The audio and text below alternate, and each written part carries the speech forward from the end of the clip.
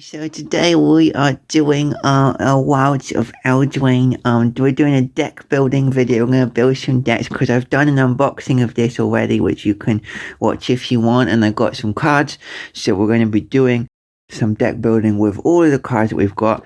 And if you wanted to get a bundle of your own, then maybe you could build a deck along as well. And we'll see what different types of cards we can get today to finish it off. Okay. So we've actually got 2 boosters left. Oh my goodness, there's so much in here. So yeah, I've mostly opened these already. So we're just going to breeze through these today so that we can see what we're going to get. Oh, look at that. That's a cool thing. That's cool. It's all the different colors coming to the throne. Anyway.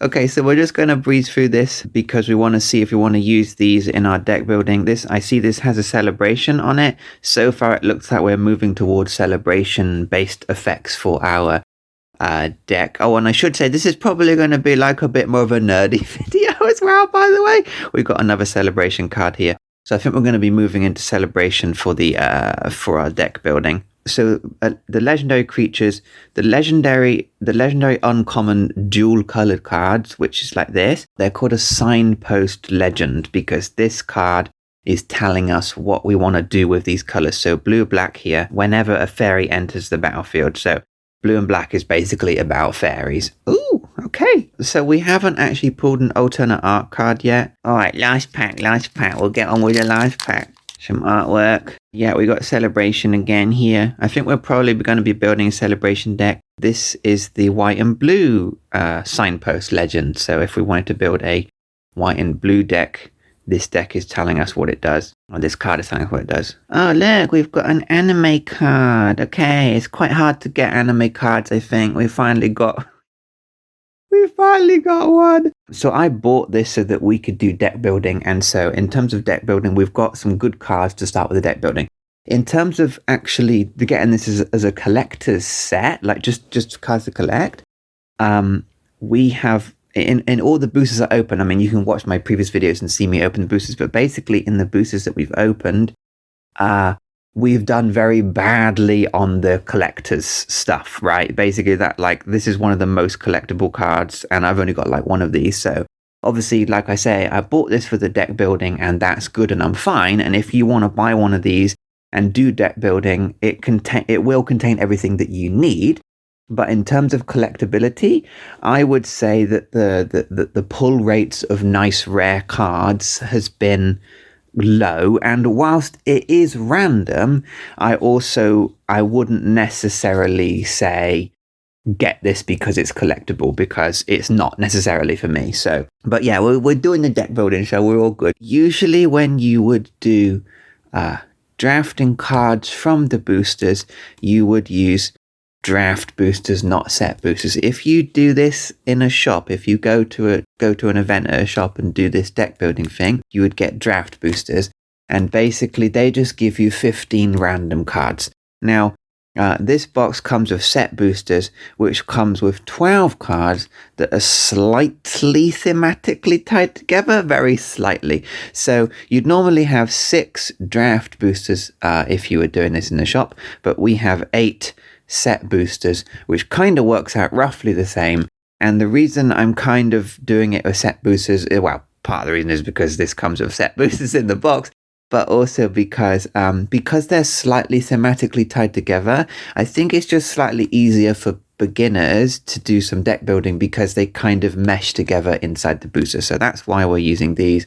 So that's that. So we have 8.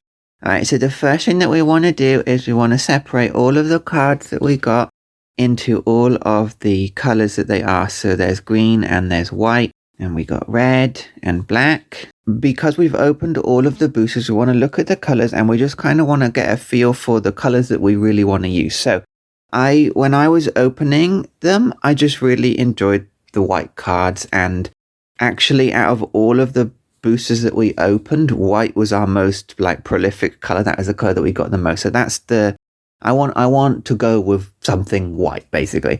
Now, the other color that I really liked was black, especially because we got this promo card that came with the thing. We actually got this card twice as well. We got it inside the set. So I actually really like the black, but we haven't actually got many black. We didn't actually pull much black. and they're not really meshing together very well. And I'll talk about how to see if they're meshing in a moment. So I don't think that we're going to go with black. So red is actually my least favorite color. I don't really like red, and I always find that the artwork on red is like the worst, like the strangest artwork and stuff. Like I don't really like it. But we pulled a lot of red, we pulled a lot of white. So I want to talk about this. Hopefully this doesn't sound too complicated. I try to explain this basically, but basically this sheet is telling us what all of the different archetypal colors in the set will do. So we've already said that we want to go with white. So we can look on this sheet and see what pairs up with white. And for me, the cards that we got the most of was red and white. This tells us what the deck is. So this is a celebration deck. So I'll just read this out. It says, enhance your creatures with rolls and take advantage of the celebration mechanic with low mana aggressive creatures and spells. So we actually pulled a lot of celebration cards. We actually pulled her twice, and she's the signpost legendary card for red and white. It's just it costs a red and a white, and that's it. She's legendary, and it has celebration. This card is telling us to do it. So we actually got a lot of celebration cards. So for us, we're going to be going with a celebration deck. So depending on what cards you have, if you're doing this as well, because this one here, the white and the blue, we actually got a few cards, because white and the blue is about tapping your opponents to stop them from being able to attack. So you basically are, because it's the Snow Queen, it's freezing your opponent's cards so they can't actually do anything, right? We got quite a few blue cards to do that, but we also got quite a few blue cards of spells.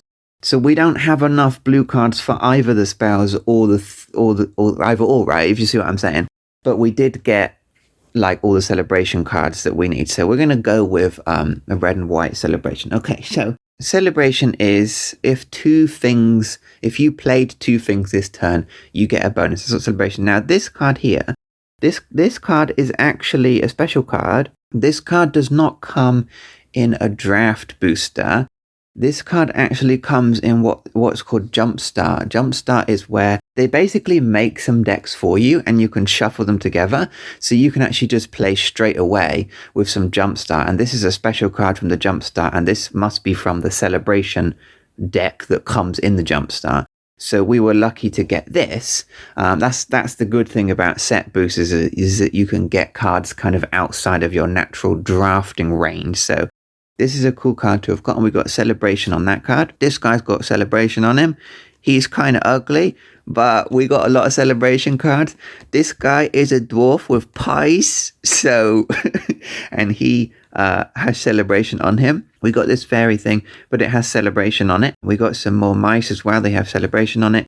This guy has celebration on him. So celebration is all about cards making 2 things come in at one time. So now let's look at this guy. He has this trained troops thing, which creates 2 knights. So he automatically can make 2 things come down into our game space straight away. And then he comes out and he's quite good himself. So he's another card that's telling us that we want to use these colors. Alright, so what we want to do is we're going to use the bread method, okay? We're going to use the bread method, yeah?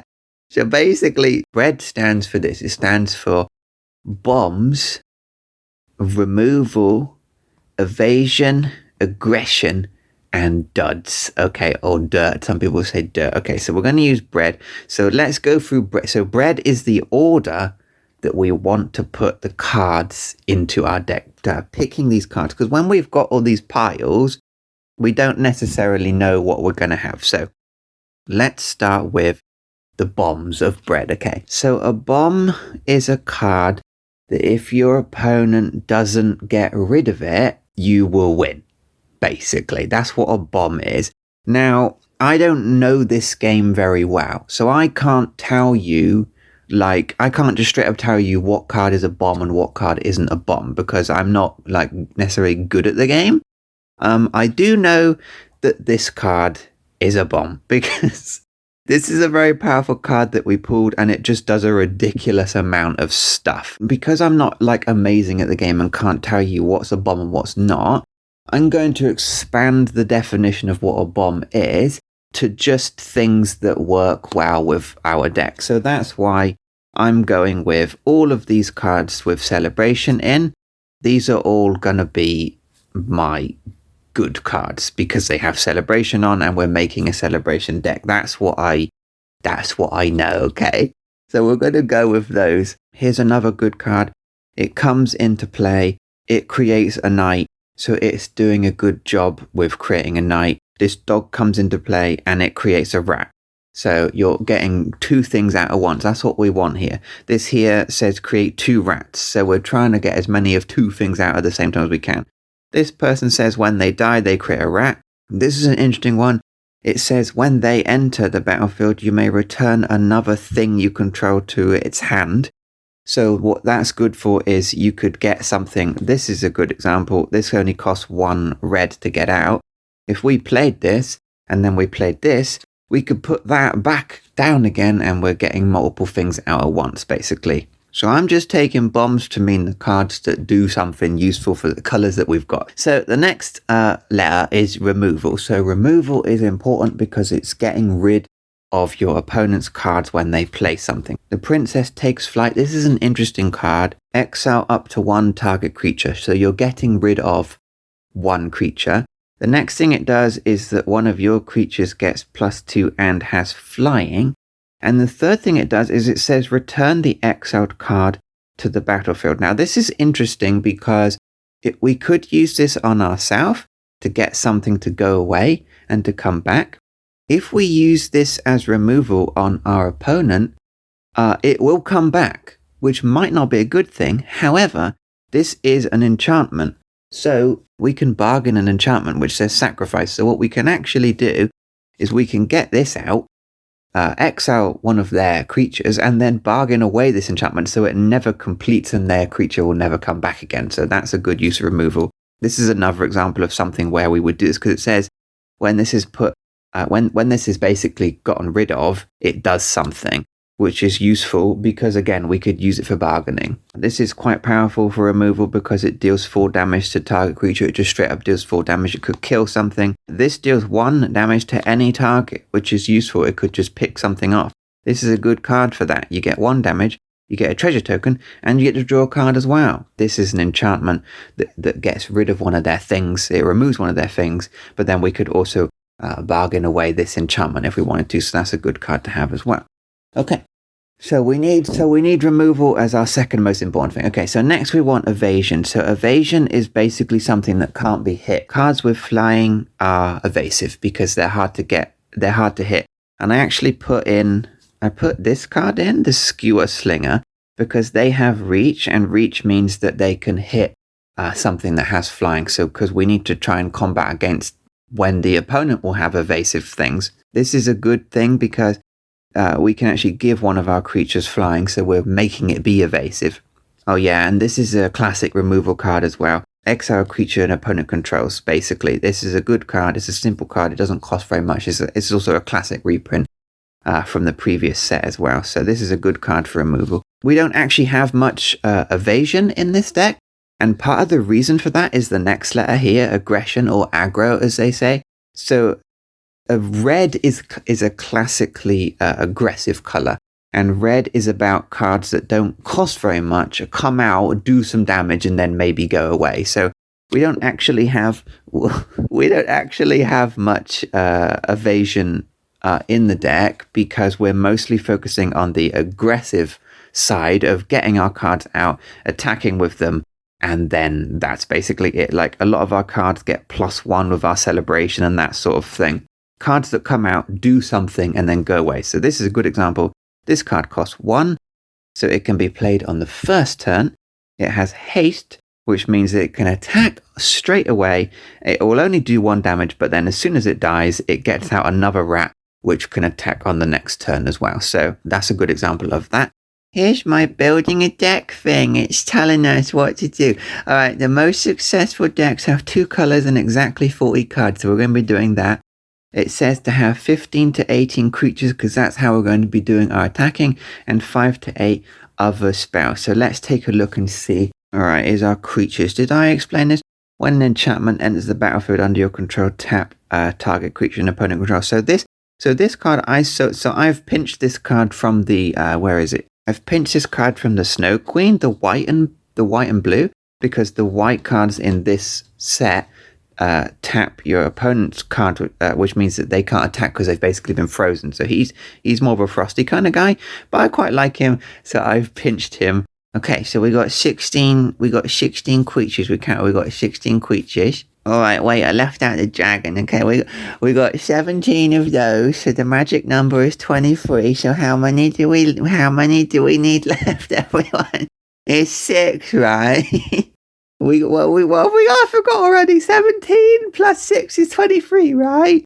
17, 18, 19, 20, 21, 22, 23. Yeah, so I've chosen 6 things because we got here 5 to 8 other spells, so we've got 6. Okay, so I've just picked the absolute best. This is a good removal spell. This is a good removal spell. This is a good removal spell and evasion. This is a powerful card. It deals 4 damage to basically anything and creates a role that we can use. This is a powerful card, and this is also one of the best cards, bringing a knight in and being an enchantment in and of itself, and it's quite cheap to get out. So these are my choices for the really, really good things. I've got my creatures. This deck is obviously creature heavy because red is about aggression and getting them and being aggressive. She's our star of the show. If 2 or more things enter the battlefield, put a +1 counter. So she's just going to get more and more and more powerful the more things happen. That's what we're doing. She's aggressive. It's an aggressive deck. That's what we're doing. So we've got that. And then it says 17 lands. It just straight up says 17 lands. So we're going to do that. As we can see, we need to have what's called a mana curve. Now, hopefully, if we've chosen the cards correctly and they've designed the cards correctly, our card should actually make a curve for us. So let's have a look a minute. So it's a bit far away. I'm sorry if it's a bit far away, but this is basically our curve. You can see that we've got 2 1-cost things. We've got all of these that cost 2. We've got all of these that cost 3. And then the more expensive cards we have less of. And we've only got one of him because he's very, very expensive.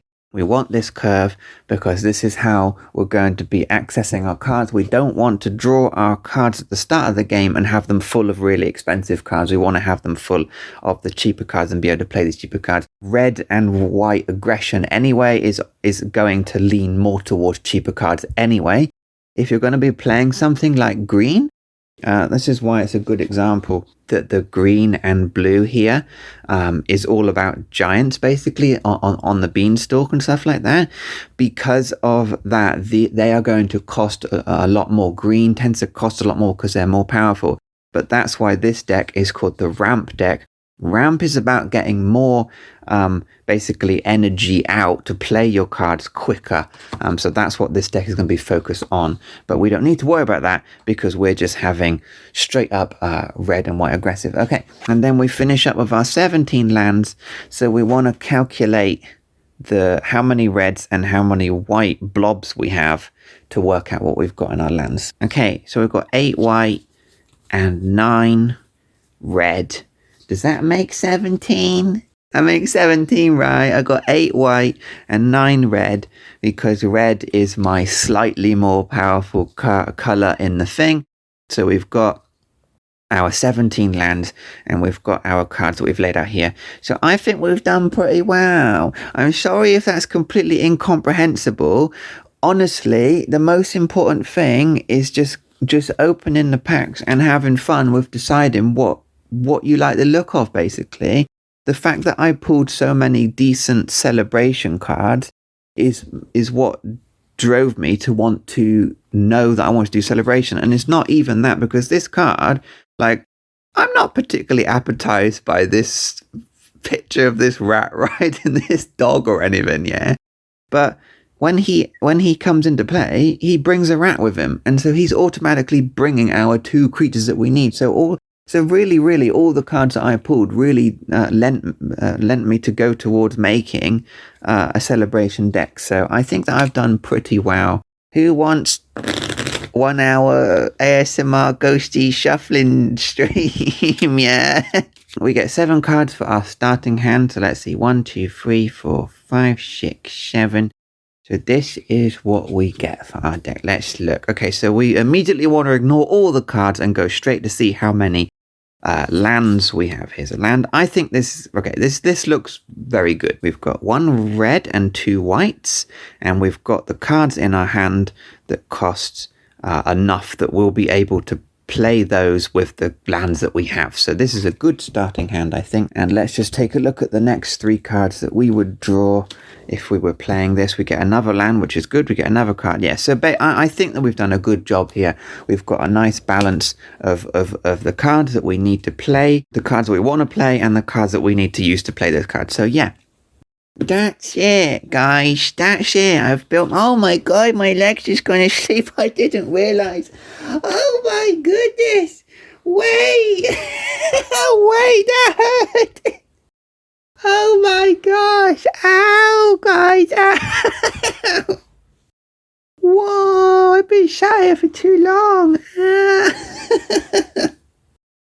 Oh no, quick, put it in the cauldron, yeah. It's not focusing on it because it's too shiny. That's my deck, right? So you know what you got to do, yeah? You got to get yourself a bundle, yeah? And you got to do a deck building as well so we can battle, yeah? So I can defeat you with my celebration, yeah. Okay, that's it. I'm actually really happy with that. And that's it. Go ahead and check out my other videos where I open all the boosters for this box. And yeah, that's it. If you need any help, let me know. We got this thing. This thing that it doesn't focus on. Okay. And all the other colours and everything as well. So that was pretty fun. I think it's a pretty fun set, especially because of the fairy tale theme as well. So yeah, that's it. We're done. We're done, right? We're done, yeah.